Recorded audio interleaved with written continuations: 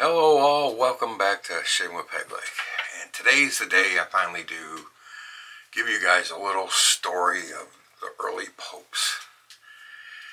No shaving today, of course. We're just doing a story about some popes. You guys wanted to hear it, so I got 8 pages, so I'm going to be doing mostly reading. Some of it will come off the top of my head, but I haven't memorized 8 pages. My mind wouldn't let me do that anymore. I'm too old. Hell, I need memory foam shoes to remember what I went in the kitchen for. So anyways, this may be a little bit on the longer side. And I'm not bashing any religion, Catholic or otherwise. I'm just explaining what the early church was, Catholic church was like. Because I run into people before that are like, priests can't get married, they never could, they're not supposed to have sex, blah, blah, blah. They're supposed to be celibate all their lives. Not always been the way the church was. That didn't come along till a little bit later, well actually a lot later in the church history. But I've had to explain to them some of this, and they come back to me afterward and go, I never knew that. You should know a little bit about the history of your religion. But anyways, I'm not bashing anything, I'm just giving you a little history on it. I did on the popes that were just mean to people, played around in politics, tried to dictate how other countries ran themselves. So I left them out because there's a few of them. They played around in other countries' politics like crazy, trying to rule everybody. But I went with the ones that thrived in debauchery. And yeah, here we go. We'll start with Pope Stephen the VI. He was Pope from 896 to 897, 1 year. He was the predecessor to Pope Formosus. And he had him exhumed, tried, defingered, and briefly reburied, and then dug up again and thrown in the Tiber River.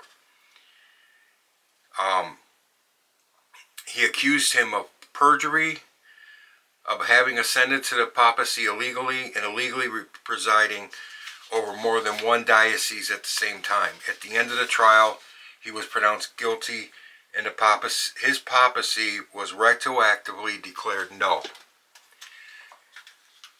Just hang on a second. Get warm in here. I've got to turn the fan on. My beautiful, lovely fan. What are you doing? There we go. All right. Okay. That was Stephen.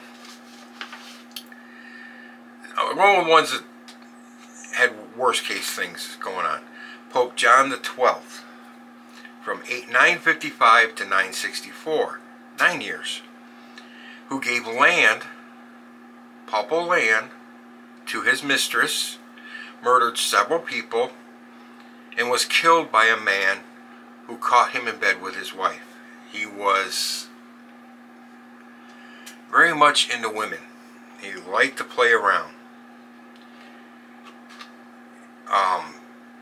There's a little bit more to his story. Actually, he's one of the longer ones I wrote about. His name was Octavian. He was born as Octavian.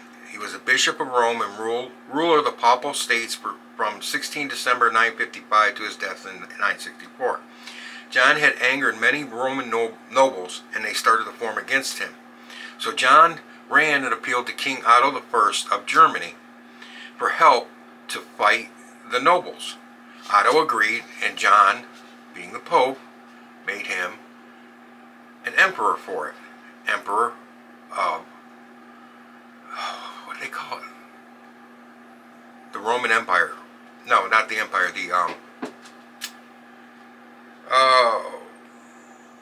it'll come to me. I'll spit it out later. I didn't write it down because it's something I know. See how that works? That's why I didn't try and memorize 8 pages. Otto defeated the nobles for John. And then John, because Otto was so powerful, he became afraid of him and started negotiating with those nobles. And the son of the most powerful noble that was killed during the fighting go against Otto because Otto was too powerful. He was made emperor of the Holy Roman Empire. Okay, that was it.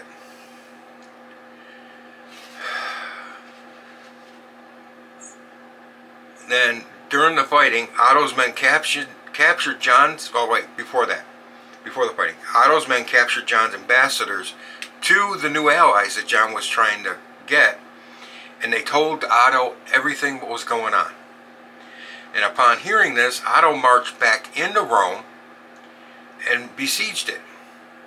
But arriving, Otto's forces were driven back across the Tiber River. But John, realizing he couldn't hold the city, took the papal tract, took the treasury, took all the money, and he fled. He left.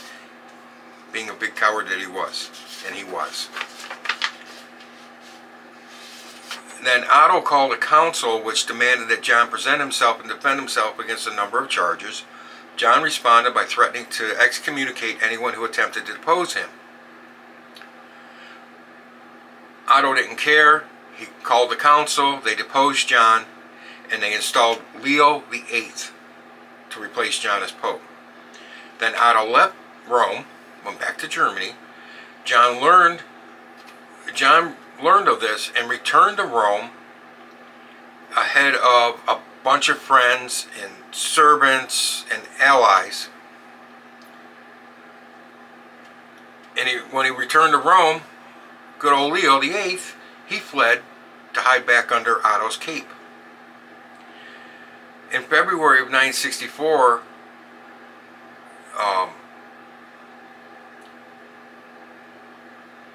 after mutilating some of his enemies, he was again the effective ruler of Rome. And then John sent emissaries to Otto to try and patch things up, but before anything could be worked out, John XII died on the 14th of May, 964.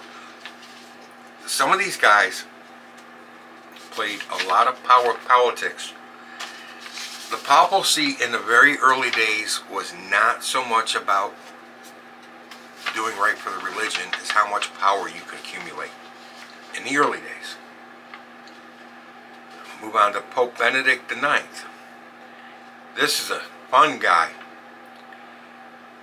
He was Pope from 1032 to 1044, again in 1045, because he left in 1044, he came back in 1045, and then he left again in 1045 and came back in 1047 to 1048. He sold the papacy. He was age 20 when first elected, supposedly the youngest pope ever elected. And he was the only one to be pope more than once, and the only one who actually sold the papacy.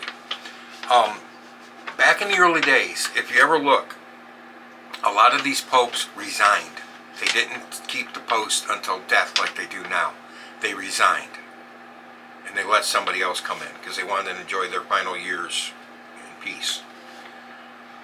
Benedict was the nephew of his immediate predecessor, John the 19th. In October 1032, Benedict's father obtained his election through bribery. However, he reputedly dissolved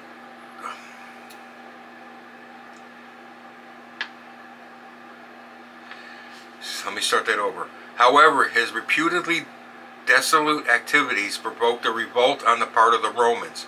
Benedict was driven out of Rome and Sylvester III was elected to succeed him. Some months later, Benedict and his supporters managed to expel Sylvester. Benedict then decided to resign in favor of his godfather, Gregory the Sixth, provided he was reimbursed for his expenses. Benedict subsequently had second thoughts, returned, and attempted to depose Gregory VI. A number of prominent clergymen appealed to Henry III, King of the Romans, to restore order. Henry and his forces crossed the Brenner Pass into Italy, another German, where he summoned the Council of Sutri to decide the matter. Benedict IX, Sylvester III, and Gregory VI were all deposed. Henry then had Clement II elected in December 1046. all about the power, guys. It was about who had the cojones to rule and dictate. Here's a good one. Pope Alexander VI.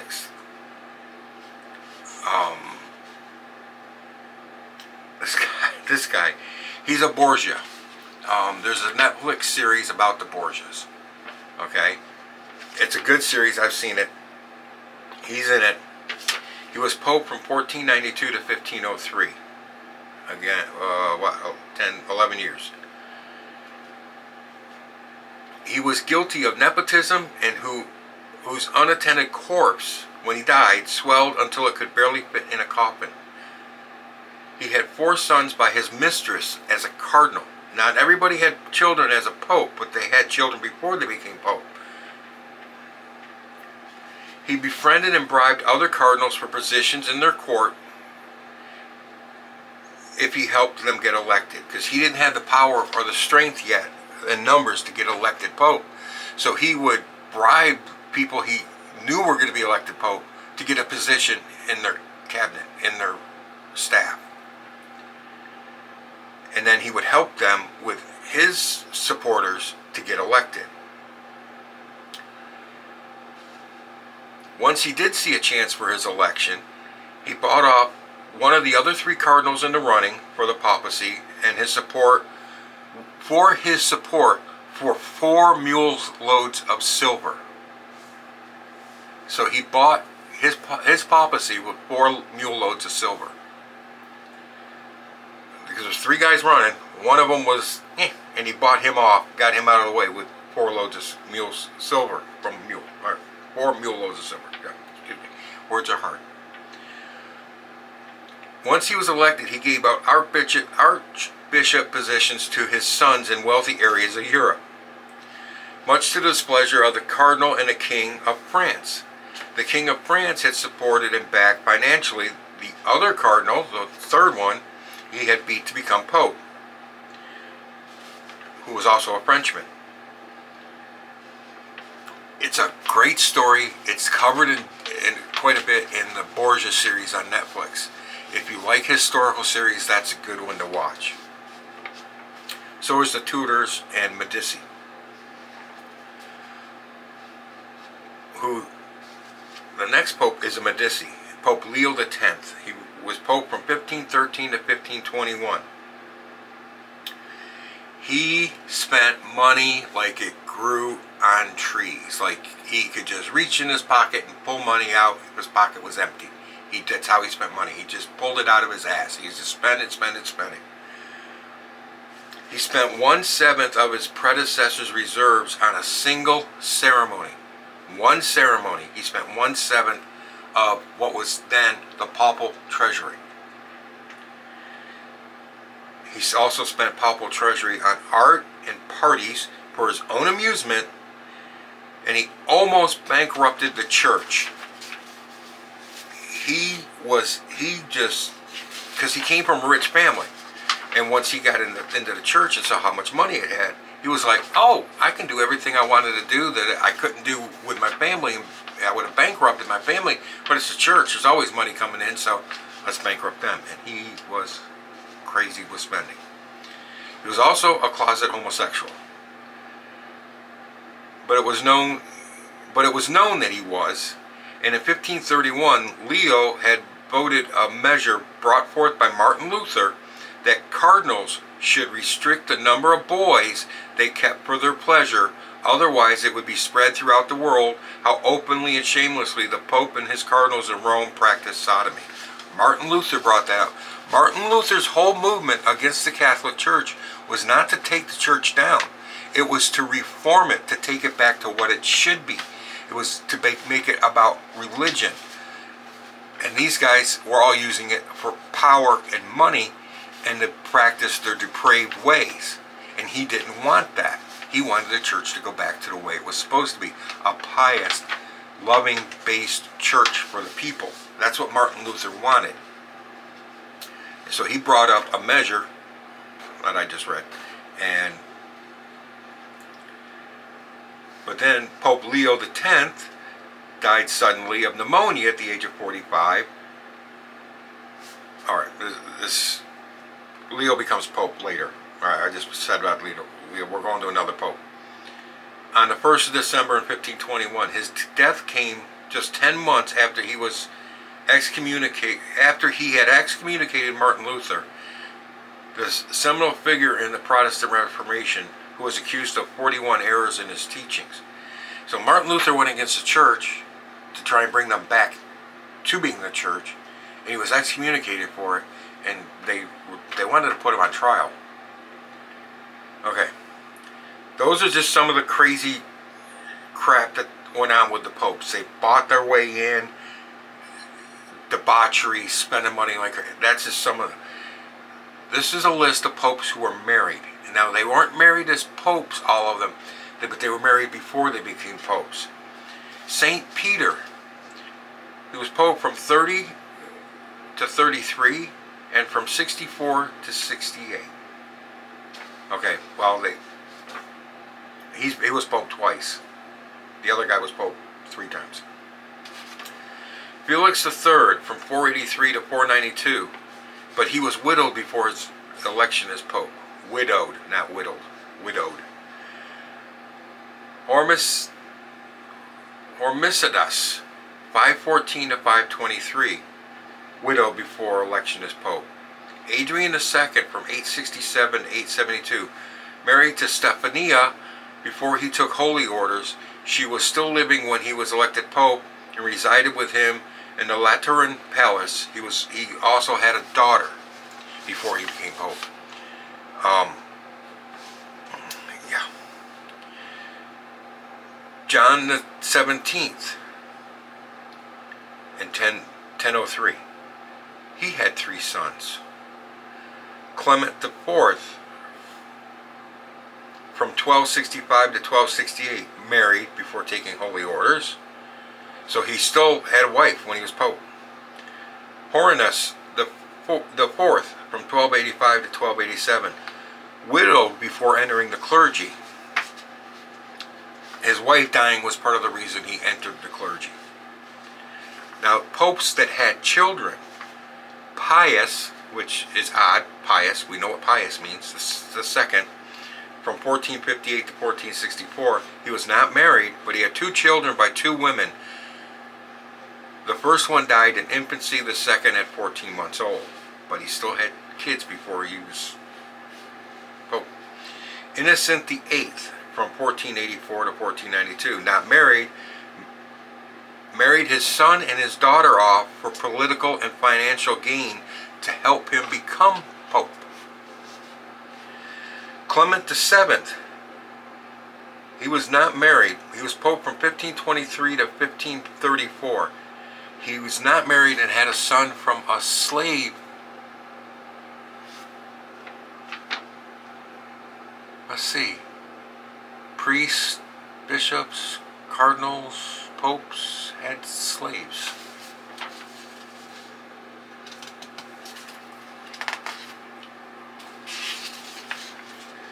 See where this is going?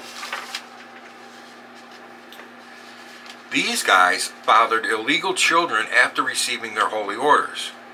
Julius II from 1503 to 1513. He was not married. He had 3 daughters. Also accused of being a sodomite. We know what that means. Paul III from 1534 to 1549 was not married.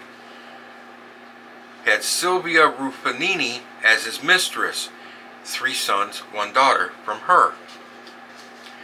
Pius IV from 1559 to 1565, not married, 1 son, 2 daughters.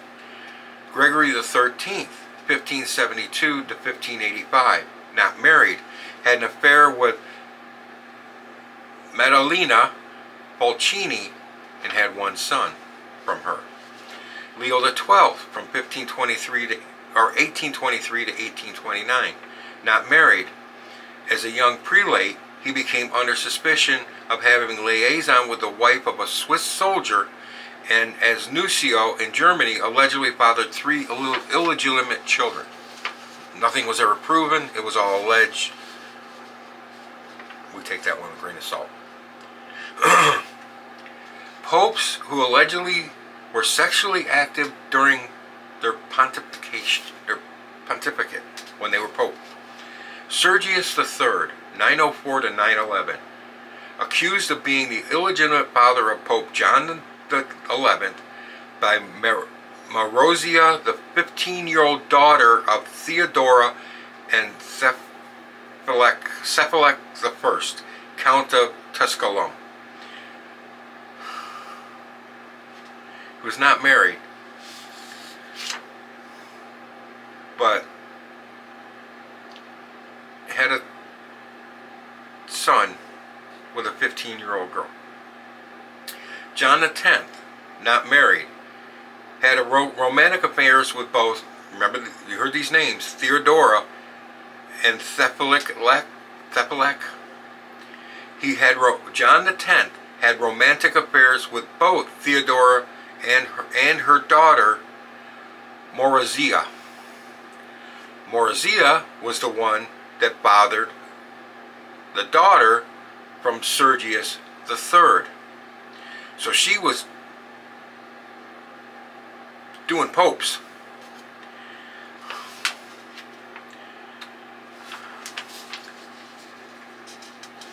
No, wait, it wasn't a daughter. She got a son. Yeah, she had a son when she was 15 from Sergius. These guys are... The early church was something, guys. It really was. I encourage you to go read it yourself. I'm just giving you brief overviews. Once again, John the 12th, 955 to 964. Not married. Benedict of Soracte noted that he had a collection. The Benedict of Soracte, S-O-R-A-C-T-E, noted that he had a collection of women.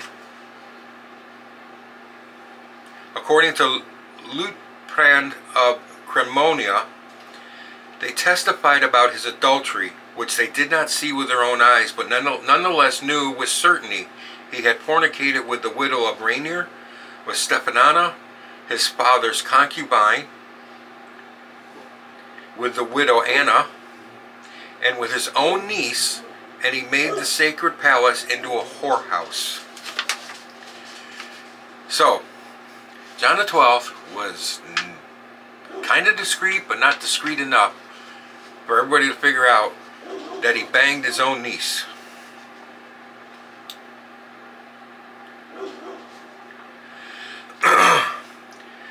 John was a Christian, this is what was said about him. He was a Christian Caligula whose crimes were rendered particularly horrific by the office he held. Some sources reported that he died 8 days after being stricken by paralysis while in the act of adultery. So he was paralyzed while having sex. So, stroke, anybody? And others say he was killed by a jealous husband while in the act of committing adultery. We already talked about that. There's more evidence leaning towards the fact that the husband caught him in bed with the wife and killed him than the other story that was put out. Alexander VI, from 1492 to 1503, not married. He had relationships with Benoza de Catani and Gilia Farnese. Had a long affair with Benenosa de Catani while still a priest, and before he became pope, and by her he had illegitimate children, Cesare Borgia, Giovanni Borgia, Geoffrey Borgia, and Lucrezia Borgia. Well, he's a priest. That's another Borgia for you. There's that series on Netflix I said about the Borgias. Good series. And later a mistress,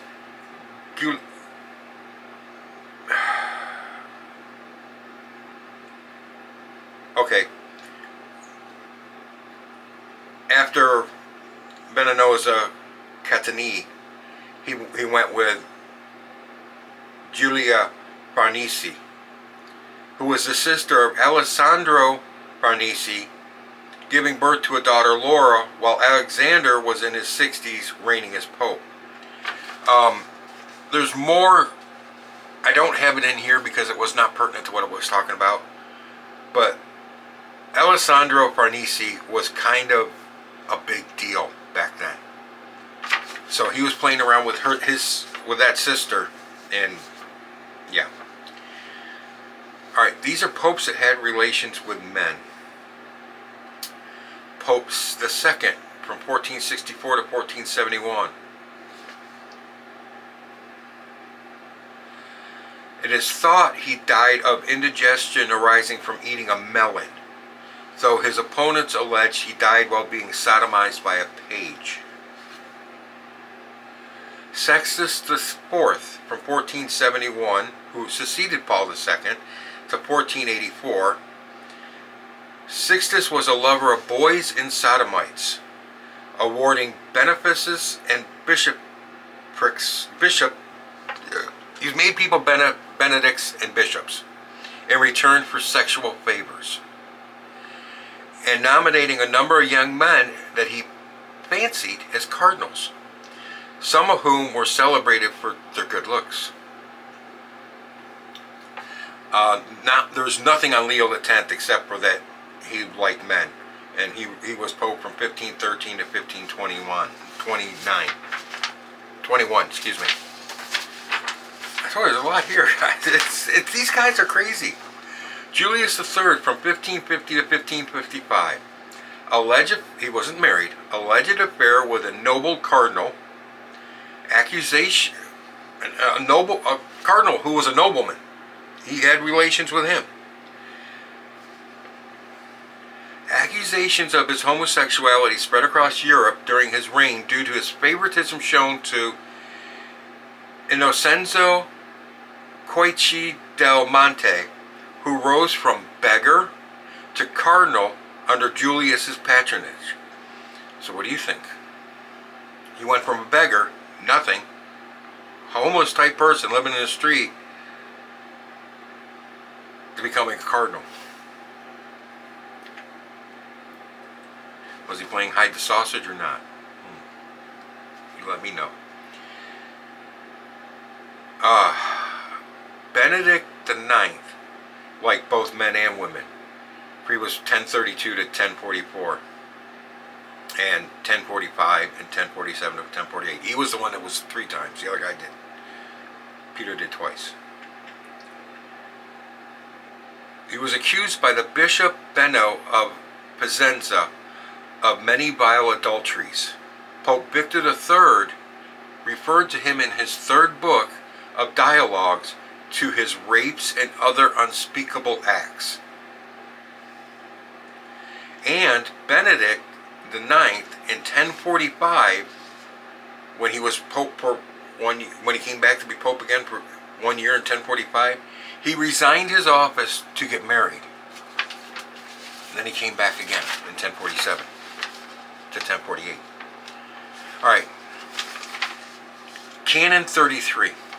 This is the rule, the law in the church, the Catholic Church now. I want to read this to you. It was enacted at the Third Council of Trent in 1562 to 1563, and it says, "It is decided that marriage be altogether prohibited to bishops, priests, and deacons, and to all clerics placed in the ministry, and that they keep away from their wives and not beget children. Whoever does this shall be deprived of the honor of the clerical office." So in other words, if you were a man with a woman, you couldn't get into the priesthood. You couldn't get into the church. So, and the guys that were married when this was passed. Oh wait, I'm getting ahead of myself. Hang on. They couldn't get in. They couldn't get into church if they were. It's basically the Celibacy Act, and it didn't come into play with the Catholic Church until the Council of Trent in 1562 to 1563, and it was the Third Council, so it was in 1563. So the Church didn't come up with a you got to be celibate thing until 1563.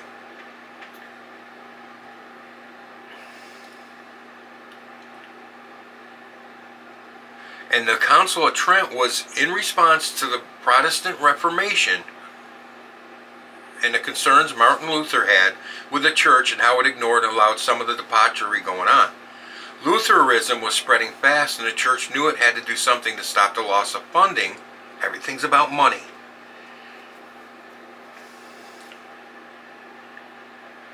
And with people leaving for the Lutheran Church. So it held the Councils of Trent, to try and rectify the problems and keep the coffers full. Make no mistake, religion is a big, huge business, and like any other for-profit organization, they want the flow of cash to keep coming in, not dwindling or leaving. They want the money.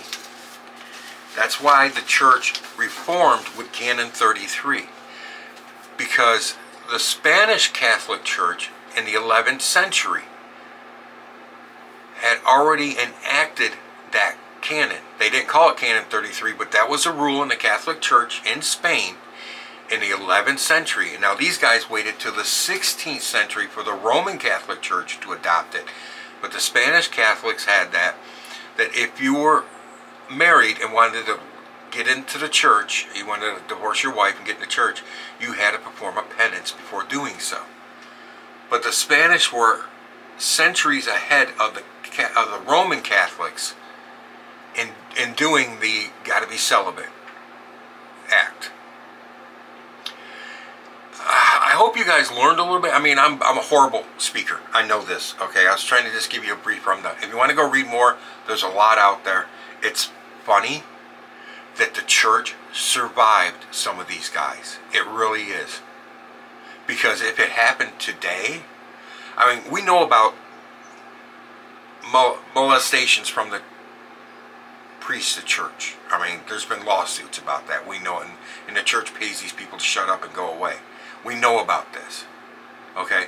And that's partially because of the law that they have now, Canon 33. Men are men. We gotta. And when you're locked up like that into a position that they're in, you gonna do it somewhere. So you're gonna take whatever you can get a hold of at that time. It's not because they're homosexuals. It's because that's what's available to them. But I hope you learned something, that not all the popes were pious. They were not all virtuous. They were not all good guys. Some of them were complete a-holes. They really were. So, anyways, I hope you guys enjoyed it. I mean, like I said, I'm a lousy speaker. I'm sorry about that. No way I was memorizing all this. It's too much for my sponge. It's got lots of holes in it, like Swiss cheese. You guys my age probably know this. You walk into the kitchen to get something and you forget why you walked in there, right? That's why you don't memorize 8 pages anymore. But it's interesting read. It really is. I like history. I like to read about things, anything, everything, just about history. Doesn't matter to me. So when I came across this years and years ago, I found it fascinating that the church survived. Anyways, guys, hope you enjoyed. Hope you do some more research on it and go look it up. It's some fun stuff in there. Gives you a little... Somebody who's Catholic who comes up and says, oh, the church is so pious, and you can blow their doors off. Alright, guys. Thank you for watching. Hope you enjoyed it. I'll catch you on the next shave. Thank you very much. Have a good one.